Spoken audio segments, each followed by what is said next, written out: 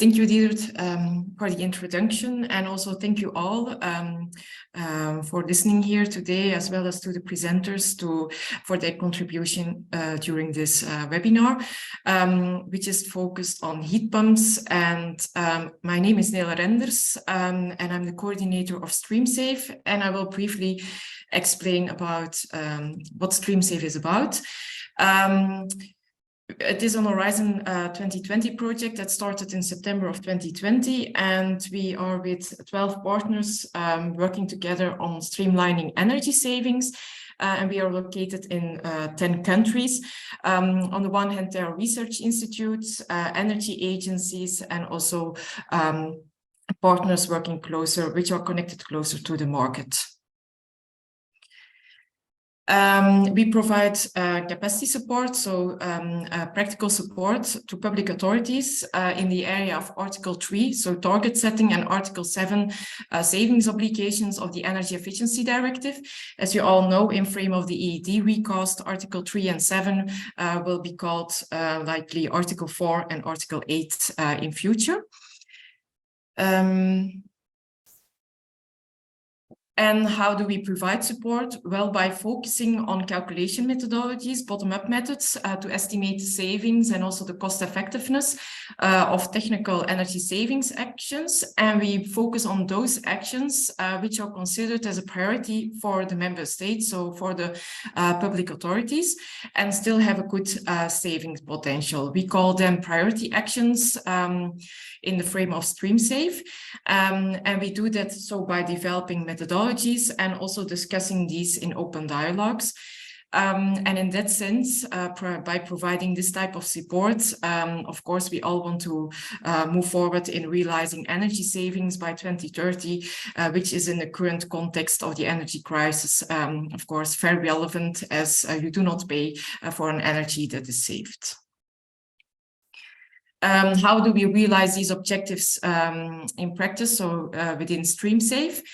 First of all, at the top of the screen, you can see the priority actions on which we focus. These are the 5 first actions we focused on. So in the first half of the project, we focused on heat recovery, BACs, refrigeration systems, electric vehicles, and lighting systems. But in total, we deal with 10 priority actions. So halfway the project, we defined 5 new actions, and we did that based on input from stakeholders, so the policymakers and industrial market players, and also other type of stakeholders. So we use their input to define our new priority actions, and you can find these here at the top. First of all, small-scale renewable central heating, the topic we focus on today, namely heat pumps. Secondly, also an action to alleviate energy poverty, the replacement or a faster replacement of electric motors, behavioral changes, and also modal shifts specifically for freight transport. So you can see that we do not only cover technical actions, but also more behavioral related or target group related actions, of which behavioral changes and energy poverty are the examples. So that are the 10 priority actions we focus on in streamSAVE. And then for this action, we do 3 types of activities. We discuss the calculation methodologies by means of dialogues. So in the middle, you can see peer-to-peer dialogues, so that good experiences from other member states or that experts have can be shared and discussed during mainly these web meetings.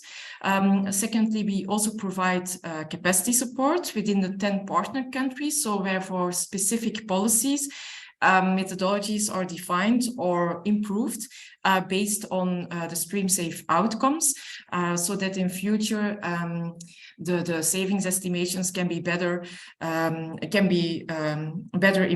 reported or estimated by the 10 partner countries.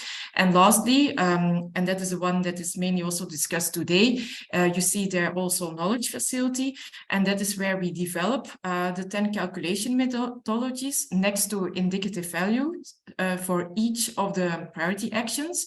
And that results in our streamSAVE guidance, which you can see here at the right of your screen or of the presentation, where we describe for every priority action the methodologies that you can apply for Article 7 and also for Article 3, and also cost-related aspects and how to estimate greenhouse gas savings as well. We do that in a rather systematic way, but Nelson from Circe will explain more to you about that.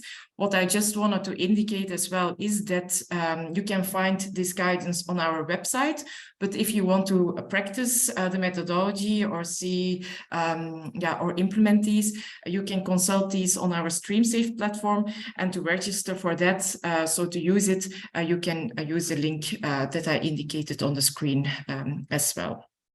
So that is in short what streamSAVE is about, but more in and I stop sharing first now, but more in the presentation also from Nelson. And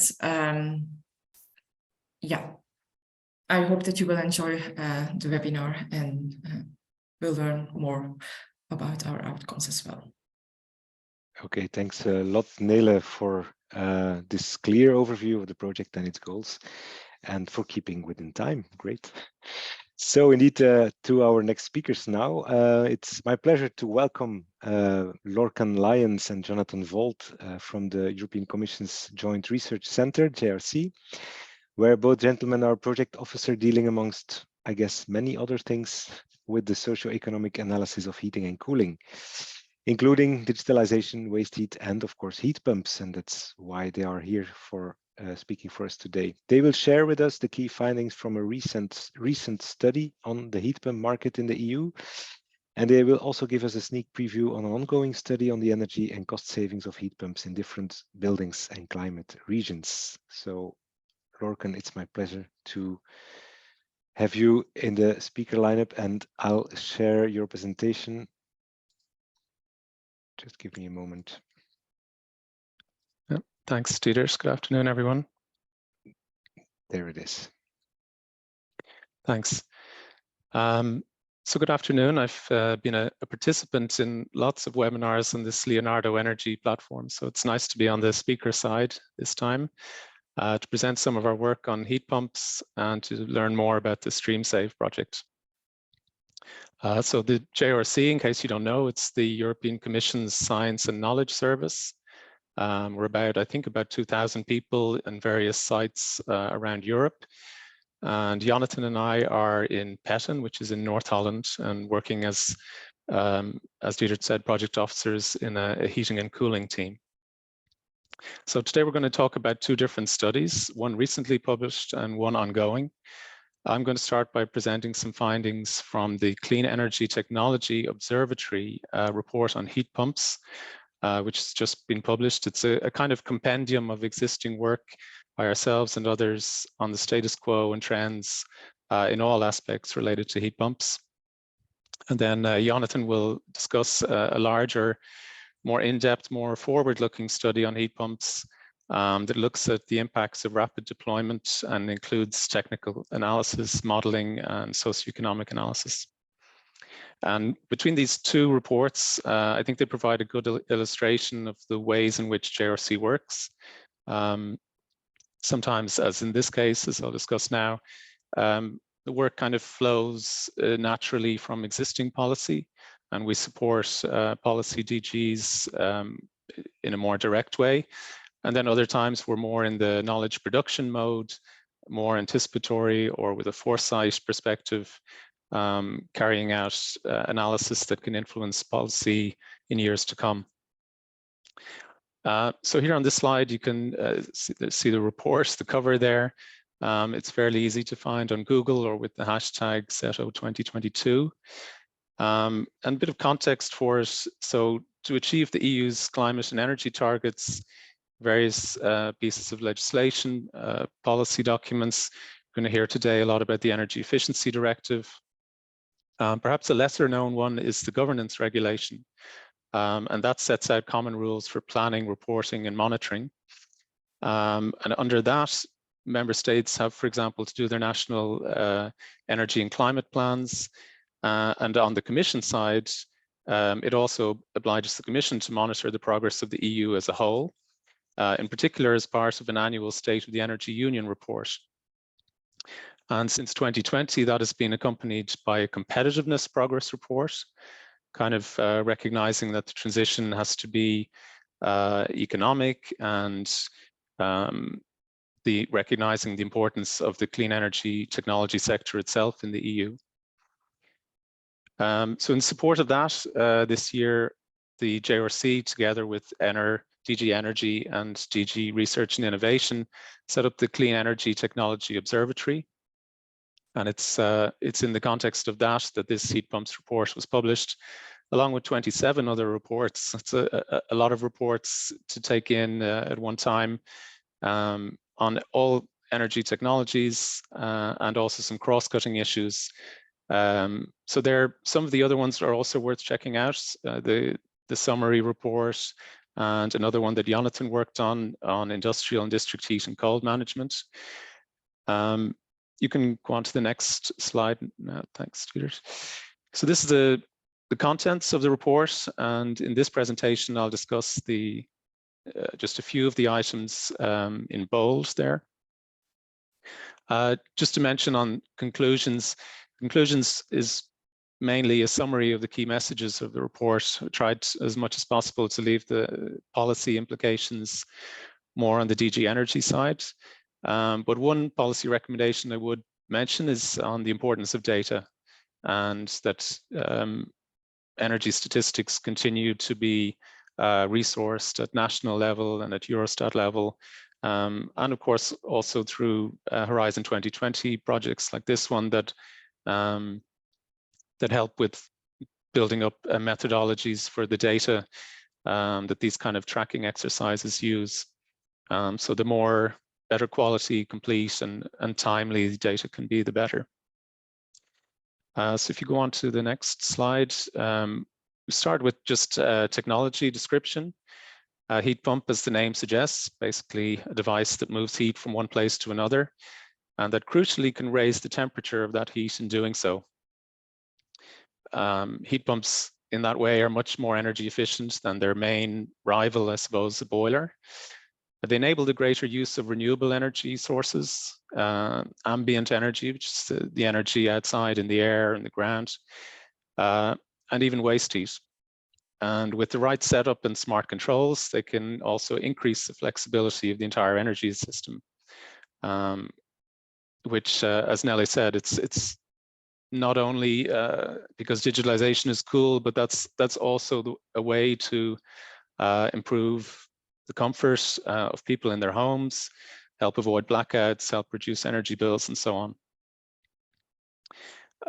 So on this slide, heat pumps can be characterized in various ways, and there's a kind of a balance to be struck, I think, between being as comprehensive as possible, but also trying to give an idea of what we're talking about most often when we talk about heat pumps on the market today.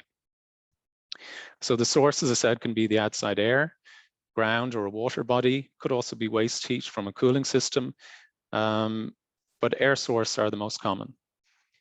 The medium used to deliver the heat can be air, either a fan blowing the heat into the room or ducts piping it around a house, or it can be water piped through radiators or underfloor heating.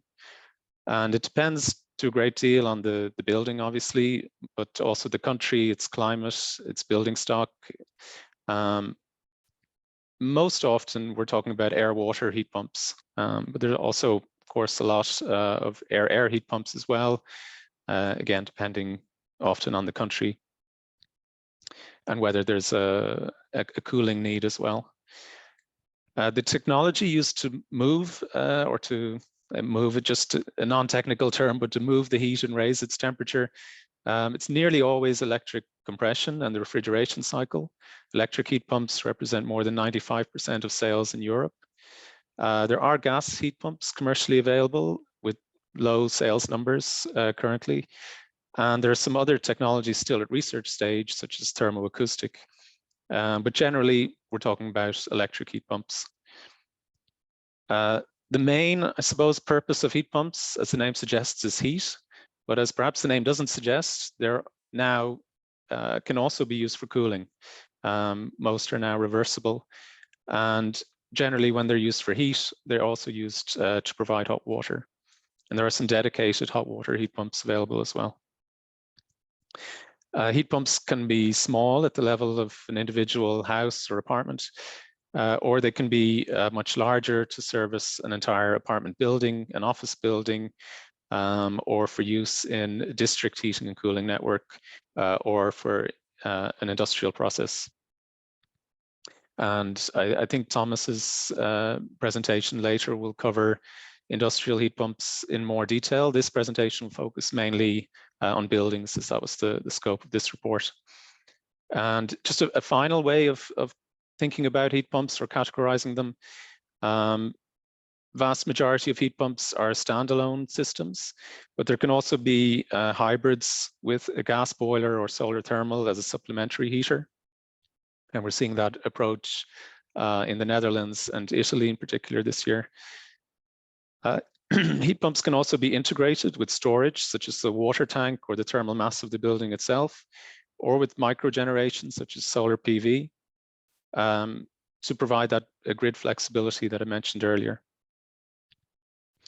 And in future, we may see heat pumps being used more as part of 5th generation district heating and cooling, where district heating networks take advantage of very, very low temperature, unconventional sources. And then that is pumped around the network. And then only once it's in the house, the temperature is raised then to the required temperature using a heat pump, as opposed to the more centralized heat pumps that are used in DHC at the moment. So I think, correct me if I'm wrong, but I think the streamSAVE project focuses on air, ground, and water sources, either air or water as a medium, and electric compression and heating and hot water, but not cooling. And we're talking about small standalone systems. So if you go on to the next slide. So this is mature technology, apart from the some, as I said, thermoacoustic and other technologies that are still in development. But in general, we talk about heat pumps, we're talking about very mature technology. There are 17 million heat pumps installed across Europe, and sales were up 34% in 2021. That's a European Heat Pump Association data. Thank you again to Thomas for that. And it covers 18 member states, UK, Norway, and Switzerland. So for the EU, it's around 2 million, I think. Is that a lot? Is that enough? 2.2 million is still only 21.5% of heating systems sold. So that needs to increase to start to make a dent in the overall stock of heating systems. And that installed stock, those 17 million, meet only 10% of heating demand so far. So again, there's a lot of movement happening, very, very fast sales increase, but still a lot of potential, a long way to go.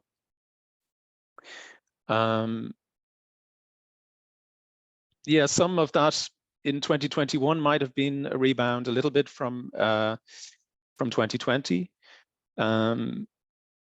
If you were to extend 34% growth into the future, it wouldn't be very long before you reach some really very big numbers. So what's the outlook? I'm not going to go into projections in this presentation. I think Jonathan might mention a little bit the REPowerEU targets and so on. But I'll mention some of the drivers and barriers in the next slide.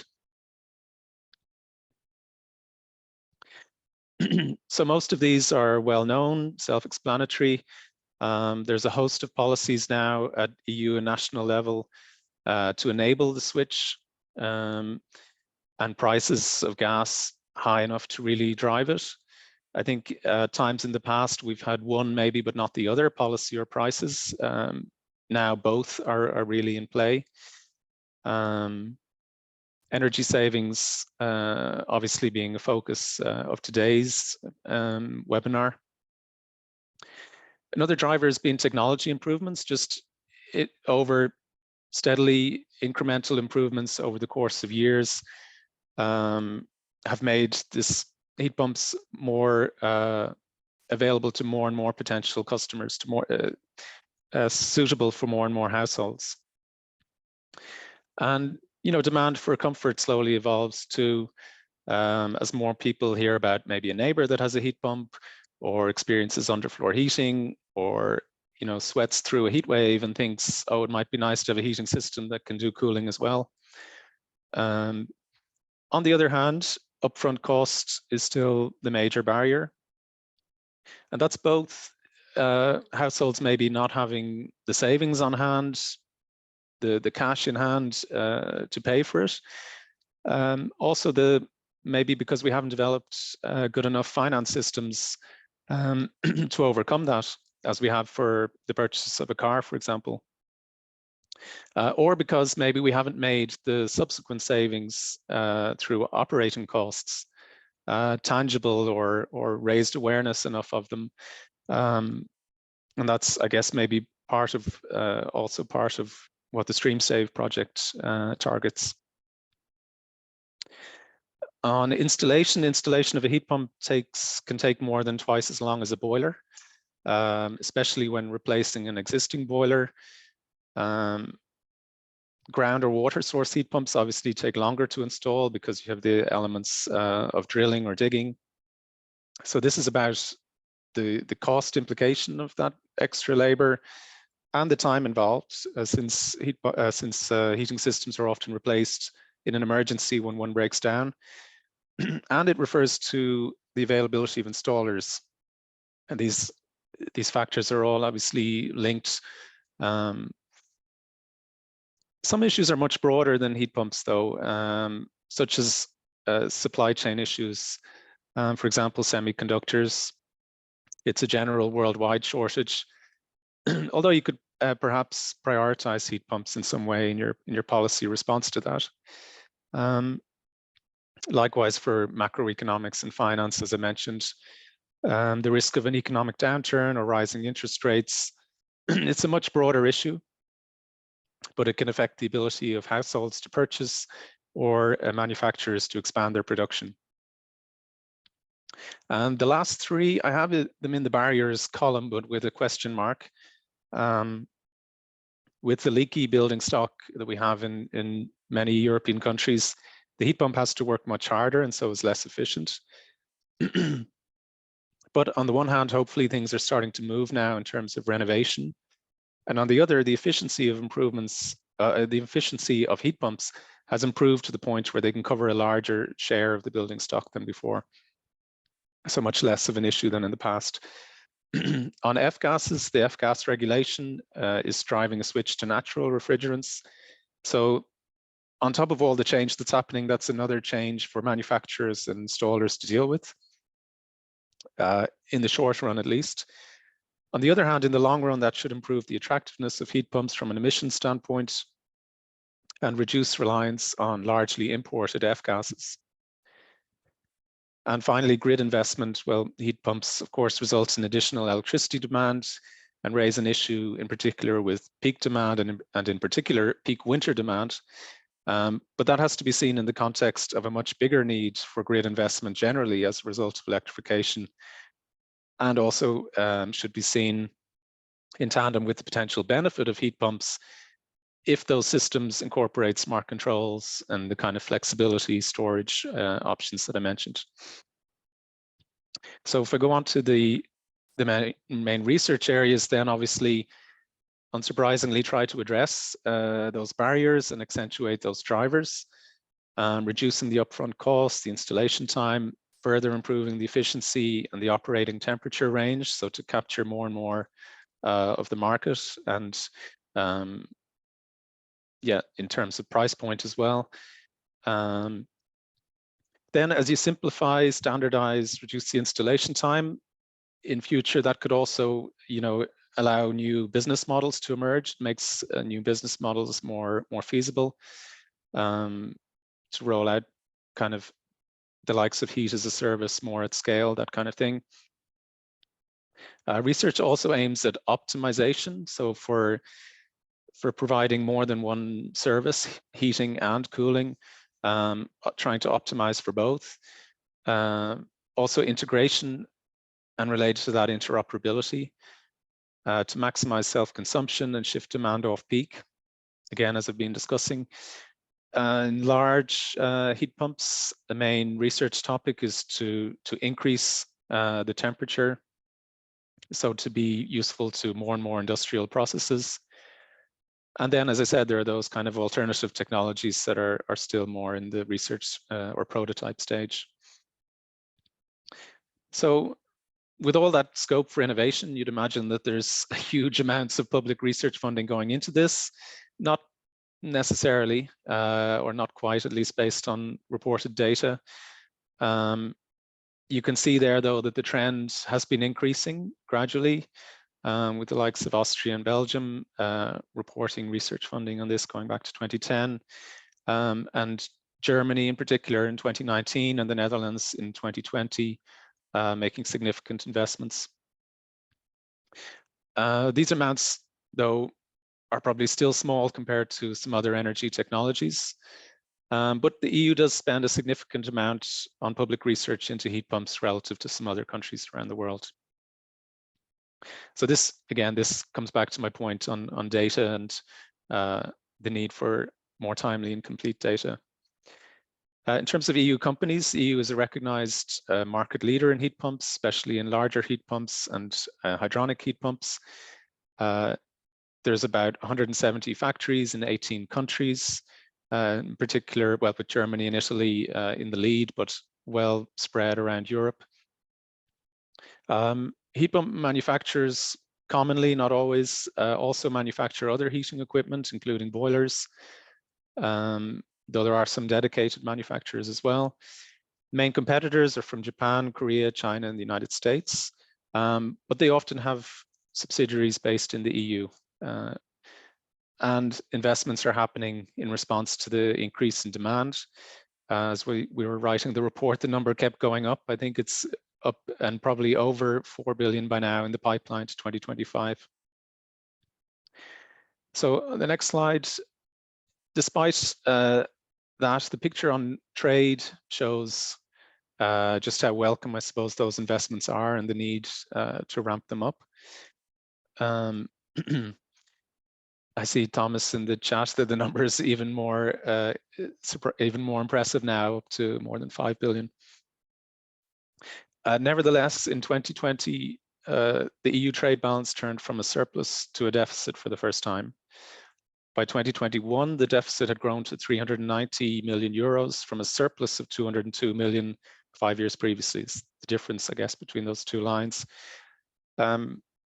This shouldn't be overplayed, this trade point. The major suppliers of heat pumps in the EU are still located in Europe, but there is a growing share being imported. In particular, imports from China doubled in 2021 to reach 530 million euros.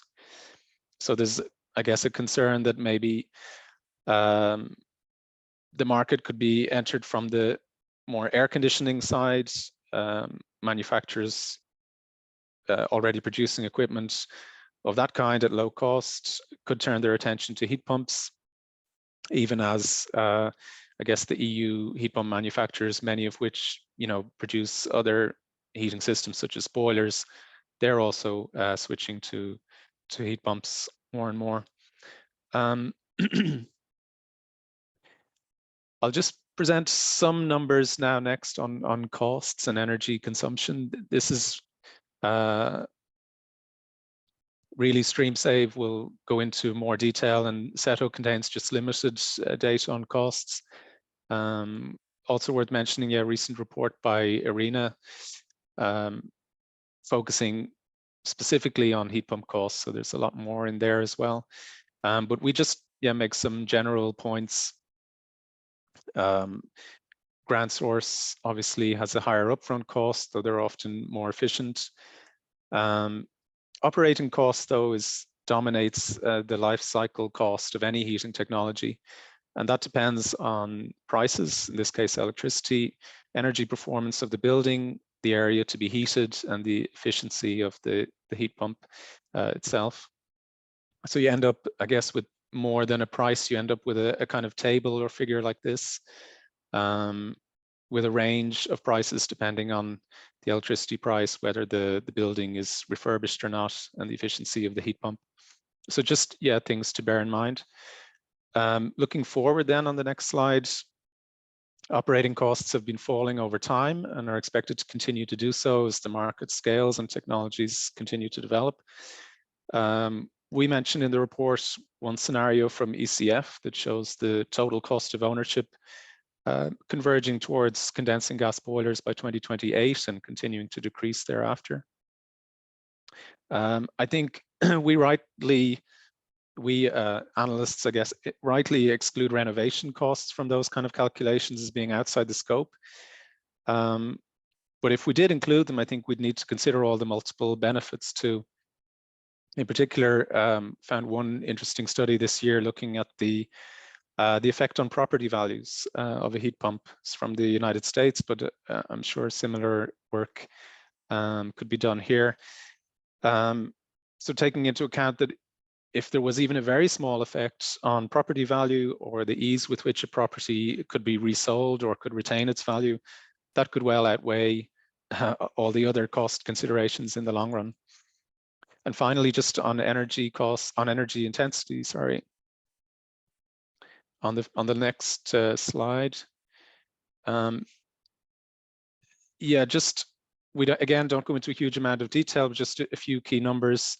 We mentioned coefficients of performance of heat pumps of between 3 and 5. I think in the StreamSAVE guidance, they mentioned lower values. Sorry, I think there's some equipment being installed nearby. I don't know if you can hear that. There are lower values of 2.5 to 3.5, perhaps because you use seasonal performance factor instead. And maybe it's my cue to wrap up. And also I see that you mentioned lifetime, which is important in calculating savings of 10 years for air-to-air and 25 for ground source. And yeah, that's similar to what we have found as well in the report. So I'll leave it there and hand over to Jonathan now. SETO is a multi-year project, so be very interested in any feedback you have or suggestions for what to include next year. I think energy savings based on today's webinar is obviously a topic to go into in more detail.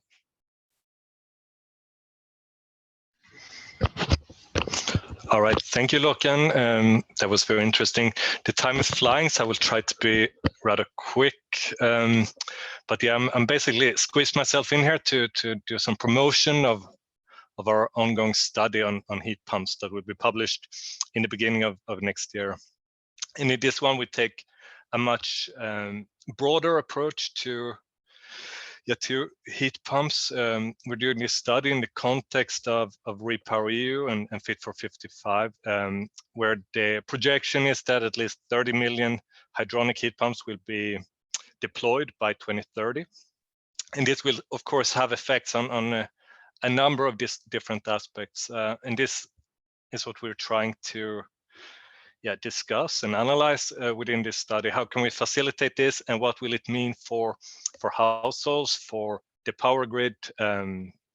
What is needed for the industry, for the whole value chain to enable this transition, and what kind of effects might it have on vulnerable groups, energy poverty, and so on. And if we go to the next slide, I just have a couple of maps to illustrate the rather radical change that we are upon. This is the heat pump share based on the European Heat Pump Association's data and based on the population per country. And we see that the Nordic countries and maybe also France are in the lead, where heat pumps are rather common for at least in single family houses. But where will we go in 2030? This is something we have different scenarios of in our study. And if we go to the next one, we assume, okay, one more time, I said we'll have 30 million. If we assume that the 2021 year's trend will continue until 2030, And this is basically the map that we will have. I think Thomas mentioned that if we take the 2022 trend, the map will be even darker, meaning that we will have even more heat pumps per person across Europe. And if we go to the next one, this is another scenario that we took, assuming that heat pumps will be deployed where people exchange their boiler because it's getting too old, and when it's economically viable to get a heat pump. And yeah, just with this map, I just want to say that there's a that the market will be totally different in 2030, and 2030 is not that far ahead. I think we can move to the next slide. And yeah, what we were doing in this study is that we have developed this hourly billing bottom-up model, where we use actual billing data from the old Tabula and Transit projects, and we're checking the feasibility of different heat pump typologies in these different billing different heat pumps in different billing typologies in different member states, and draw some conclusions there then on the efficiency that they will bring, but also the cost savings, the impact of the households, and so on. I think we can move to the next one. Yeah, and this is one one graph of the coefficient on performance of different heat pump the main heat pump typologies. I should say that the flow temperature is 45 degrees. If you have a very efficient house and you have 35 degrees, the performance is even higher. But the conclusion maybe we can draw is that the geothermal heat pumps are not as sensitive for the outdoor temperature, obviously, but that we have a COP around 3, giving normal temperatures. And on the next one, Lorcan also had a slide on cost, but with this slide I just want to make the case that comparing the gas prices this year with the last year, the business case for heat pumps have totally gone through the roof, and I think we can see that on sales figures and so as well for different countries. But yeah, basically it's given that the electricity prices also have increased, it's also more expensive to have a heat pump, but the increase is much lower than in buildings you had a gas boiler. And then if you also have if you also invest in energy renovation, you can safeguard the house even more towards these changes in the electricity and gas markets. Yeah, and with that I just bring it back to the beginning and saying that yeah, this will bring some radical change, and this is something we are exploring in this study, where we're looking at all different aspects: cost, efficiency, impact on the power grids, vulnerable people, as well some more on the competitiveness that Lorcan just competitiveness and value chain that Lorcan just presented within the SETU project. We're taking that further ahead a bit. And yeah, with that, I think my bit was finished, and thank you so much for giving me the time. And back to you, Dirk. Okay, thanks a lot, Lorcan and Jonathan. If those were only the highlights already, then I'm really curious to read the full study, because this was a very comprehensive overview of the heat pump market. So thanks a lot. And also you made us very curious about this ongoing study, Jonathan. So we'll be watching our mailbox for the links. So our next speaker and expert is Nelson Garcia from CIRSE. Nelson is head of industrial technologies at the technology center there, CIRSE. He's in fact an aerospace engineer. So I hope he can tell us how he came from an aerospace engineer into heat pump technology. And now he's working as a head of industrial technologies within the industrial process group at CIRSE. As one of the streamSAVE consortium partners, CIRSE is leading the activities on calculation methodologies for energy costs and greenhouse gas emission savings for small-scale heat pumps. Nelson, the floor is yours. Okay, can you hear me? Yeah, we can, Nelson. Okay. you see my screen, please? Yeah, we see the presenter. Yeah, no. Oh, no, Okay. it's okay. Okay. Okay, thank you. Hello, everyone. This is Nelson Garcia from CIRSE. Thank you for your introduction. And today I'm going to talk about the streamlined energy saving calculation for small-scale renewable heating, and specifically heat pumps as a part of the streamSAVE project. Okay, well, this is the structure of the guidance document. But I would like to start saying that talking about the energy efficiency, because the energy efficiency is one of the 5 key dimensions of the energy union, and consequently of the member state national energy and climate plans. The Energy Efficiency Directive sets 2020 and 2030 energy efficiency targets and a series of measures that contribute to their achievement within the Union. So in order to achieve the reduction targets, there was a clear need for simplified but accurate methodologies to calculate the energy savings from energy efficiency actions being implemented by member states. Therefore, the streamSAVE project focused specifically on Article 3 and Article 7 of the Energy Efficiency Directive, which are dedicated to the energy efficiency target and national energy saving obligations, respectively. Then the created methodology contained the following aspects. As you can see into the slide, estimation of energy savings, differences in savings calculations for Article 3 and 7, definition of the baseline calculation, the approaches for cumulative energy savings under Article 7, and also another factors, another parameters, like a correction of the behavioral effects, estimation of the relevant costs connected to the energy saving actions, and the estimation of the greenhouse gas savings. Also within the project, we have developed, as Nele mentioned at the beginning, we have developed calculation methodologies for 10 priority actions after having a carry out as a stakeholder consultation. And among the 10 priority action, I will talk about the small-scale RES, or small-scale renewable central heating technology, which where the heat pump methodology is found.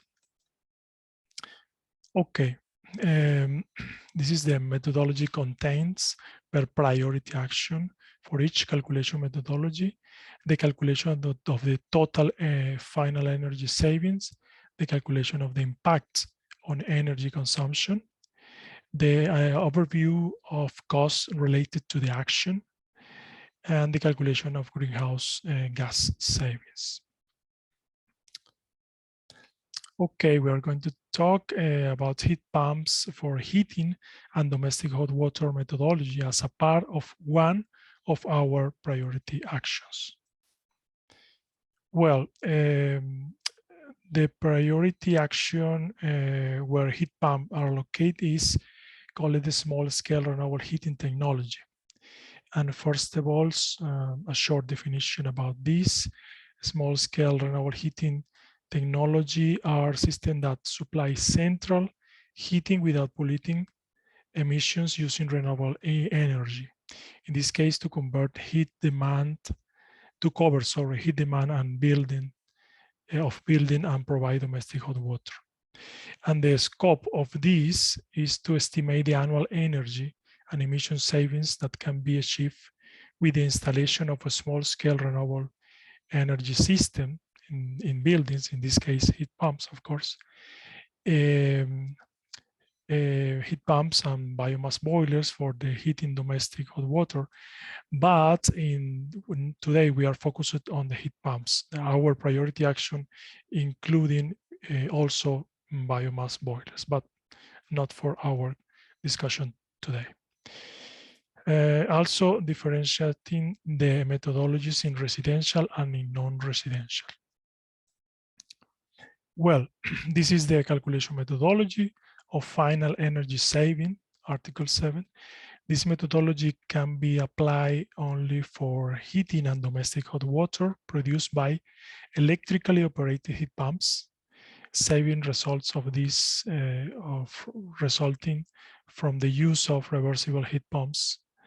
Those are, for example, for cooling, cannot be calculated or not be included in this methodology. As for the formula, it compares the final energy consumption for combined space heating and domestic hot water of a reference heating system versus a heat pumps. Reference heating system is a non-renewable system. The correction factor, for example, call it CFX, is added, and its value depends on the European geographical area in which the action are implemented. Indicative calculation values for the conversion efficiency of the heat pumps per energy source and climate region are given. Keep in mind that these values are based on European-wide data and will need to be adjusted to national circumstances. Another interesting factor is, or important factor, is the behavioral aspect, where increased efficiency of a product or service lower the cost of consumption, and as a result, more consumption is of this product or service occur. Okay, this is the indicative values. These are the indicative calculation values of heating and domestic water. These values are based on the European-wide data. In the case of, for example, as I mentioned previously, in the case of correction factor, there is a differentiation based on the geographical area where the calculations are made, being its value higher in Northern Europe, where there is more heat demand than in the south, for example. Most of the parameters are divided in residential buildings and in non-residential buildings. According to the lifetime saving, it is divided in 3 types of heat pumps: air-to-air, air-to-water, and geothermal. And each type is related to an usage as shown in the table. Well, this is the equation. Sorry, with this equation, it's possible to calculate the effect of primary energy consumption. The value of the final to primary energy conversion factor of the used energy carrier is obtained with an Excel that we provide in our platform. This is the table, the indicative value calculation for the share of energy carriers in space heating and domestic hot water preparation are weighted averages values of the reference heating system and heat pumps. It is necessary to keep in mind these values are based on European, not on national ones. So it will be need to be adjusted if you have national data. Okay, this slide provides an overview about the cost of installing a heat pump in building compared to the other heating technologies. Investment costs are only available for single family house. Values for the existing building stock are average for non-retrofitted and retrofitted building. Fixed operational costs consist of the labor and equipment costs needed for maintenance of the heating system. The values present in the table are weight averages based on the investment cost. Okay, this is for the greenhouse gas savings. This can be calculated with this equation. Here also the value of the emission factor of final energy carrier is calculated from the data. Well, okay, that was an overview of the structure of the methodology. However, you can enter into our streamSAVE platform because we have prepared a training module to see more details about each methodology, about each priority action, also the case of heat pumps, and use if you wish. Now I will show you some images of the platform that you can use. Okay. Within the training model is where we find all the priority actions. There are 10 priority actions. You can select the priority action, and you can select one priority action and enter to perform the calculus. For example, in this slide, you can see the priority actions, and specifically the one that is related to the heat pumps, call it small scale renewable energy system. Okay, another important point is this: to access to the streamSAVE platform, you must first register and then logging in. If you are interested, please contact us. And finally, in this training module, it is possible to leave your feedback, which is essential for the success of the project. And the web questionnaire can be found on the results page at the end of the process. Okay, this is all from my side. Thank you.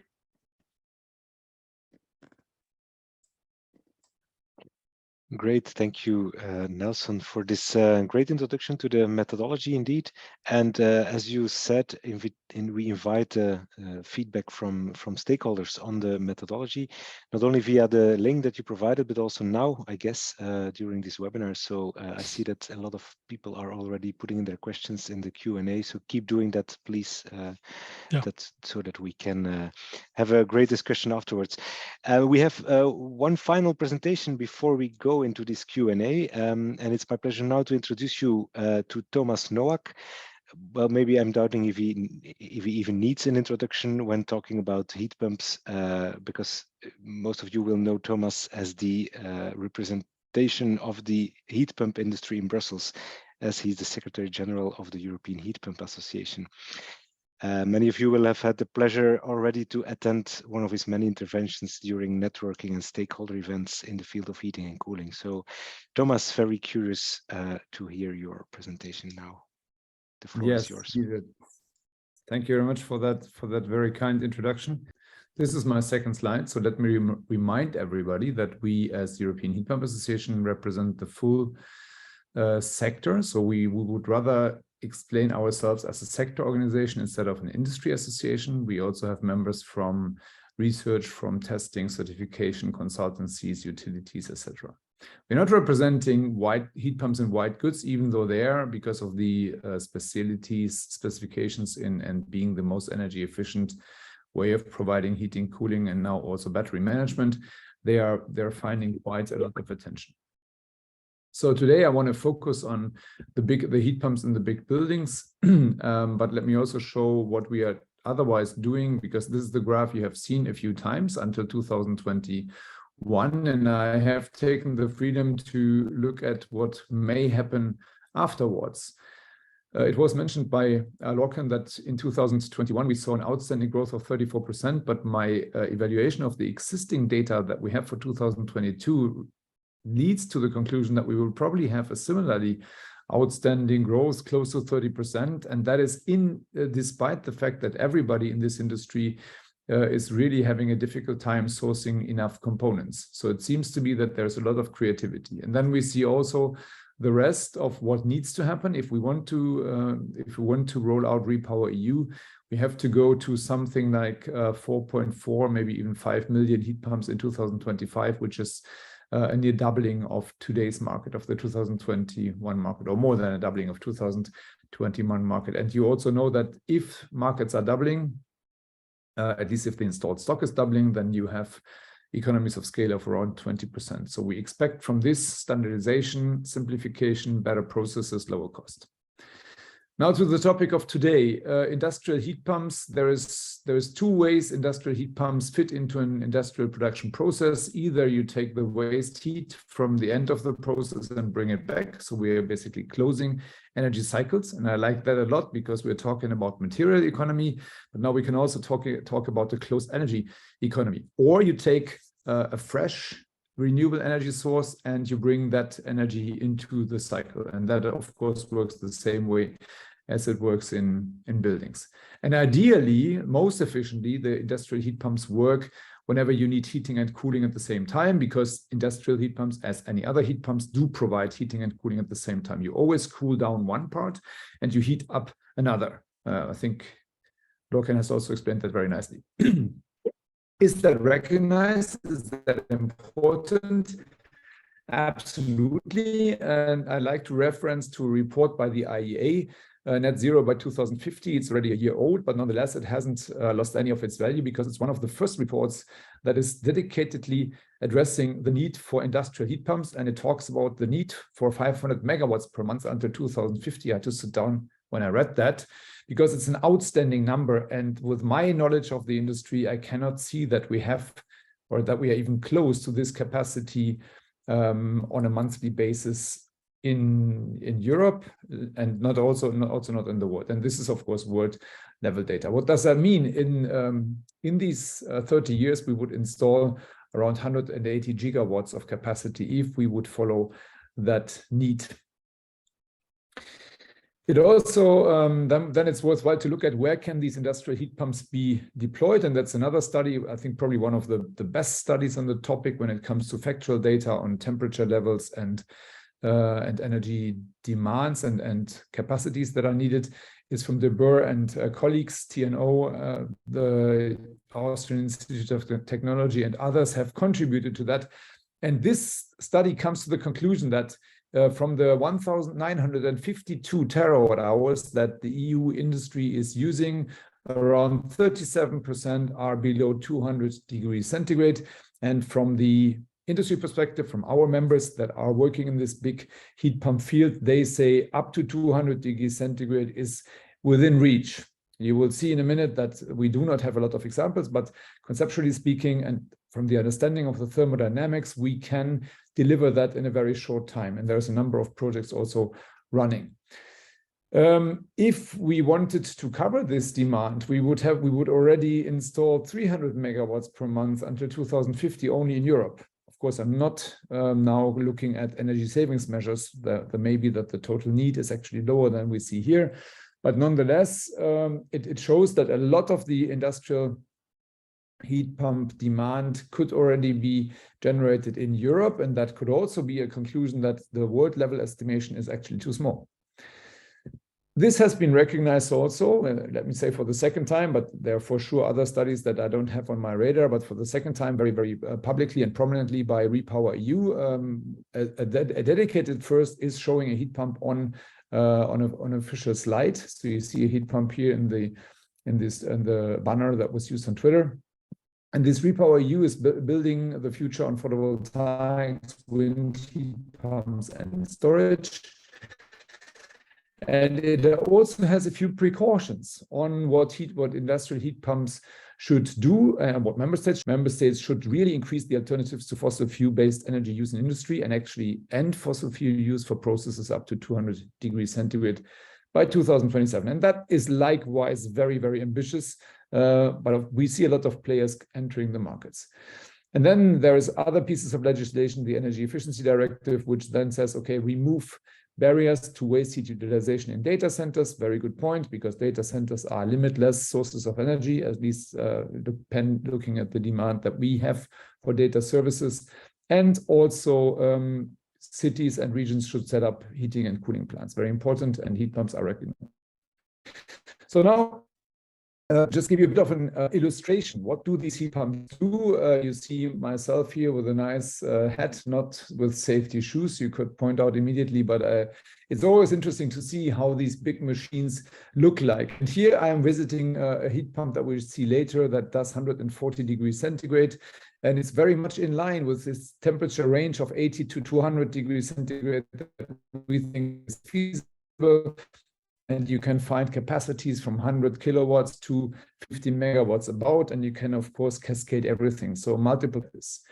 So let's look at some pictures. Left here is the red container that you probably recognize again from the previous picture. High temperature heat pump in brick drying in Austria. Then in the same project, that was the dry efficiency project, we had a starch drying machinery in Austria, in Pischelsdorf. And then we had an open loop heat pump that was used from liquid manure drying in ships. And you can find all the details of these projects in the dry efficiency website. So here you show, these are all in operation. They could have been visited. Another one is a very, very good source of information is the recently published climate study. I took one example out of it because it's one of the more difficult parts. This is a steam generating heat pump that delivers 184 degrees at 2.6 megawatts. So here we have the megawatts and high temperature levels. The study itself relieves a number of additional examples and shows that the investment costs are paying off in 2.2 to 6 years, and that efficiencies can be reached between 4 and even 25, but of course that's very, very specific. Lifetime is bigger than the residential ones, 20 years about. And then there's a lot of data on energy savings, energy cost savings, and CO2 emission savings in this report.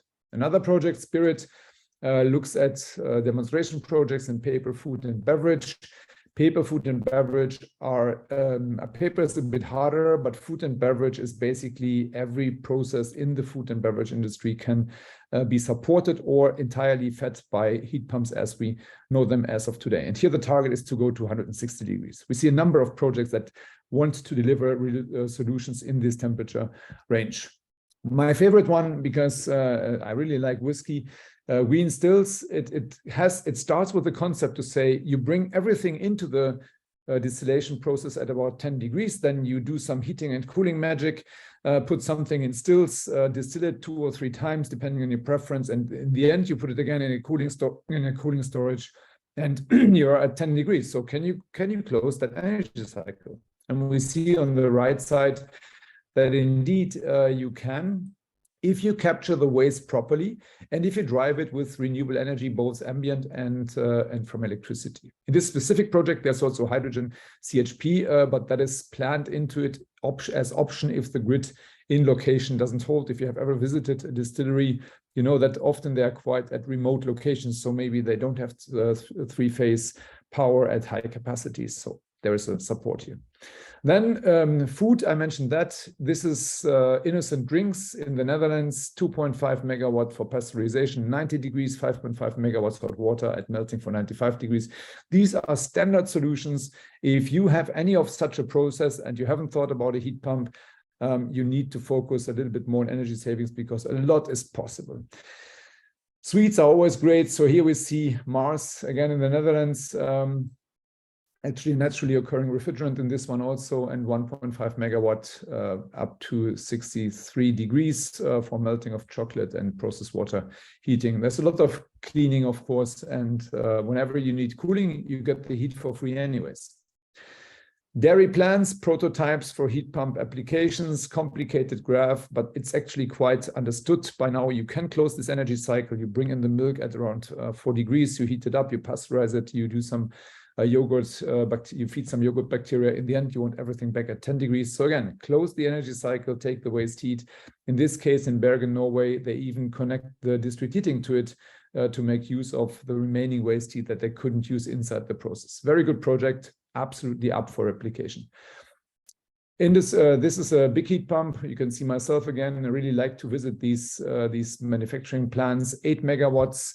A heat pump that will use the waste heat from cooling. And you mentioned in your initial preferences that you wanted to do waste heat recovery. This is the perfect project for that. It's not a small heat pump, it's a big one, but it uses waste heat from the cooling of museums and hotels in Berlin, Potsdamer Platz, and makes them useful for district heating. So the waste heat stream of the cooling process becomes the source for the heating of the heat pump. Last slide. Next generation heat pump, 180 degrees with water as refrigerant. You may say with water as refrigerant, so you're talking about all these chemicals. So now water, yes, you can. It is more complicated because you have to make everything proof against vapor, steam, vapor, so steam, water vapor, and that is quite aggressive. So it took a bit more time, and the pressures are higher to make that real. But now we have a prototype, you can see it here, and it is operating not for the full year, but it is operating. So now we need to bring it to a market readiness status, and the people in SynTEF do it. And since you mentioned heat recovery, food for thought to take home. We have been asked by the European Commission, by DG Ener actually, what can we do now for this winter? That was in March. What can we do quickly to save gas? And if you follow me in this one, each megawatt of cooling capacity results in about 1.2 megawatts of waste heat capacity. One of my members has told me they have installed 60 gigawatts of cooling equipment on various buildings, infrastructure and industrial processes. If they were only to operate at 3,000 operating hours, most of them operate much longer, you would have 210 terawatt hours of excess heat. If you were to use that excess heat in other processes that otherwise would use gas as energy source, you would save 21 billion cubic meters of fossil gas at an efficiency of 0.9. And Europe is importing 155 billion cubic meters, or was actually before the war, of gas from Russia. So it's about slightly above 10% of that demand, only from redesigning cooling processes and making use of that waste heat. And I think that is something which we all should do, not only in industrial processes, but everywhere. And with that, thank you for your attention, and I hope for an interesting question and answer period.